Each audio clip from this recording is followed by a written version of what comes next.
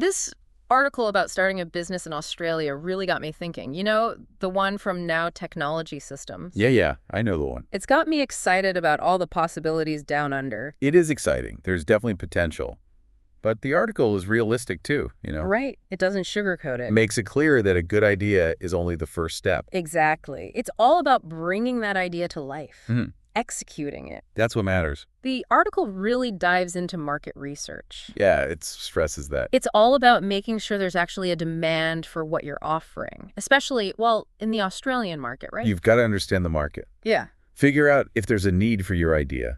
The article suggests things like surveys and focus groups. Oh, that's interesting. Yeah, get some insights, what do customers need, who's the competition, Yeah. all that. Makes sense to me. You could uncover a golden opportunity just by, really digging into the market. I like that. So once you've got all that, what's next? That's where your business plan comes in. The article emphasizes that a lot. Ah, the business plan. So much more than scribbling ideas on a napkin, huh? Absolutely. You need a detailed roadmap. So short-term and long-term goals. Definitely. It talks about setting SMART goals.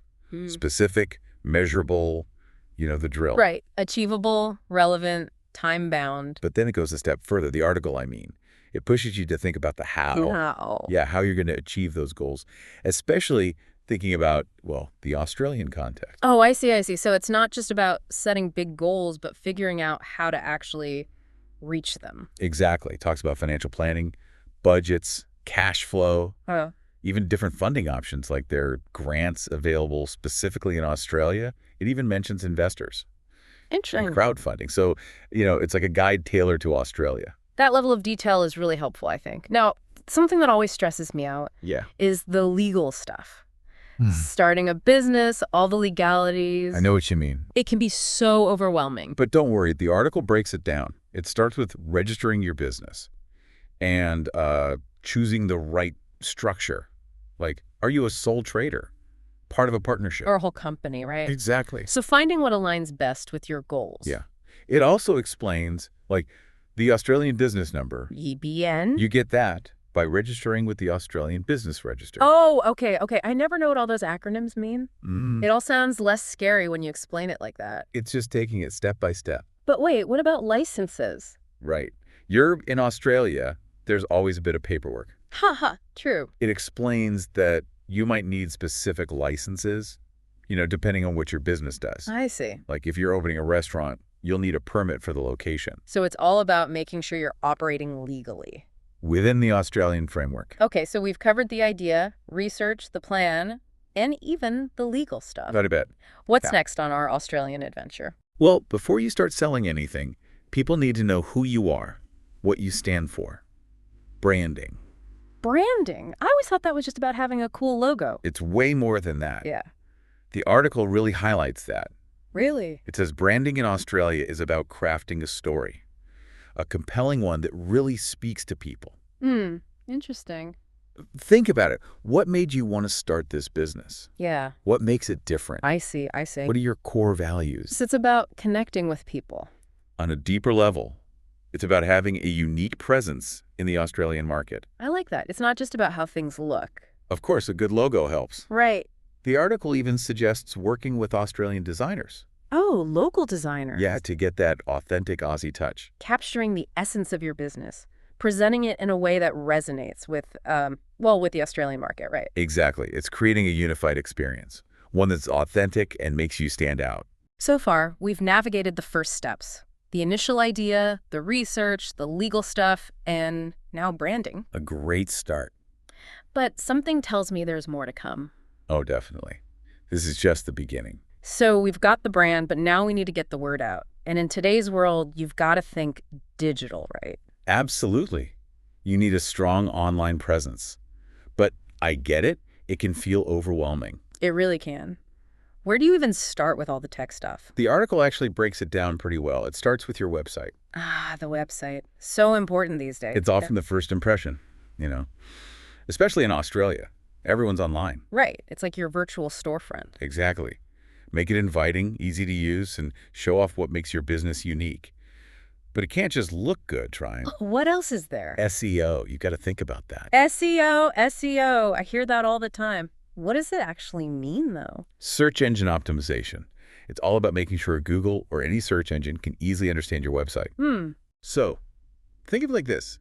You're speaking Google's language. Okay, I think I'm following. The better you do that, the higher your website will show up in search results. Ah, so more people will find you. Exactly. It's like having prime real estate in the digital world. I like that analogy. But SEO sounds complicated.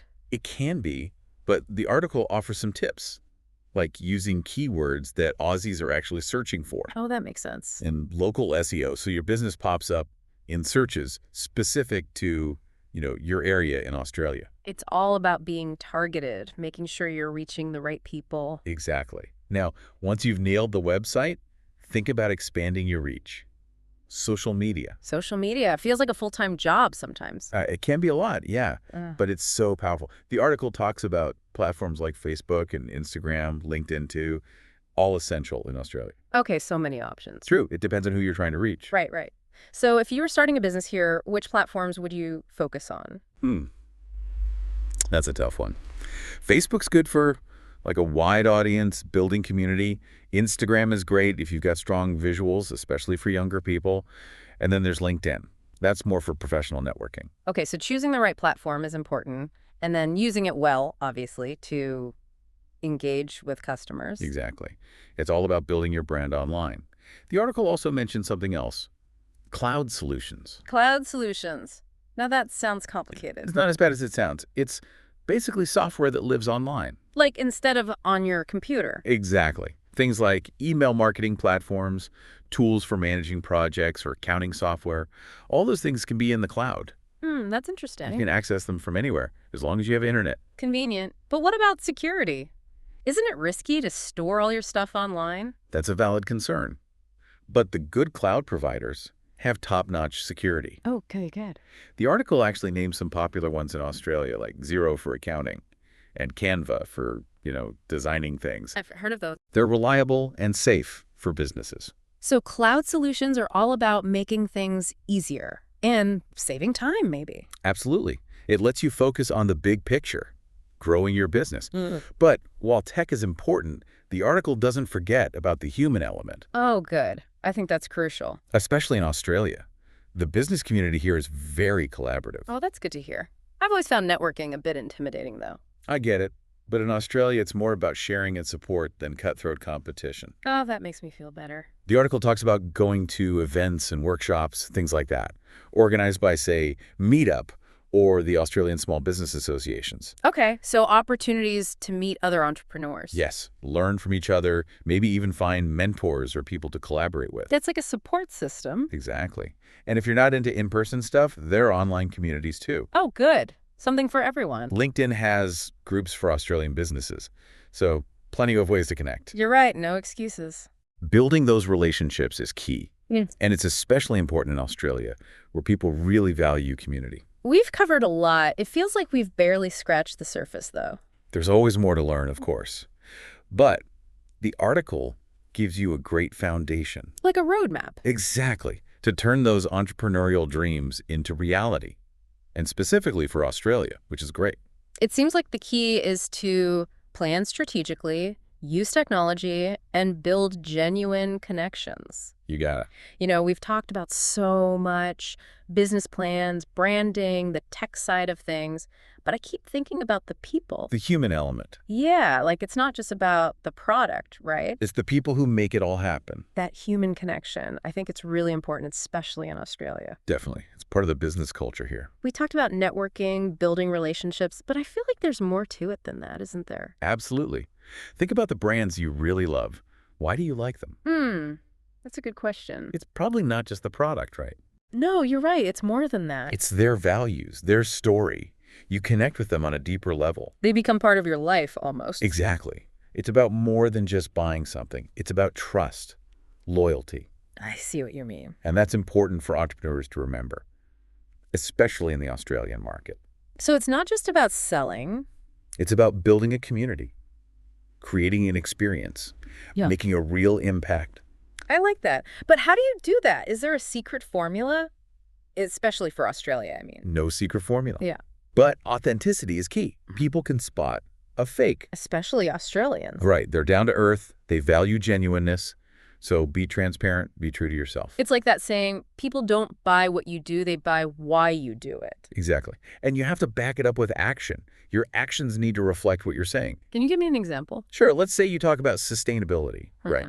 But then your packaging is wasteful. Oh, yeah, I see. That sends a mixed message. Especially here in Australia, where people are so environmentally conscious. Australians care about that kind of thing. Social responsibility, community.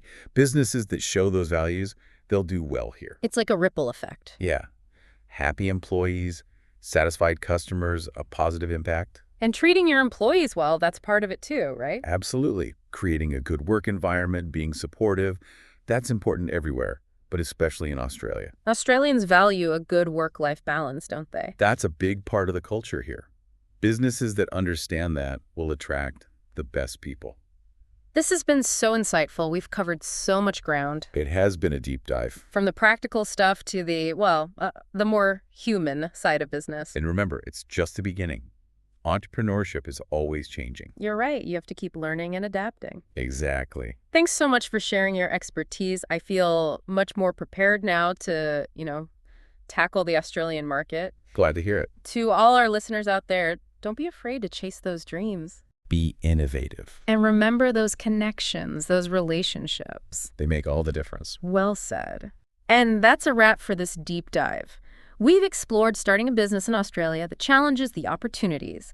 Until next time, keep exploring and keep diving deep.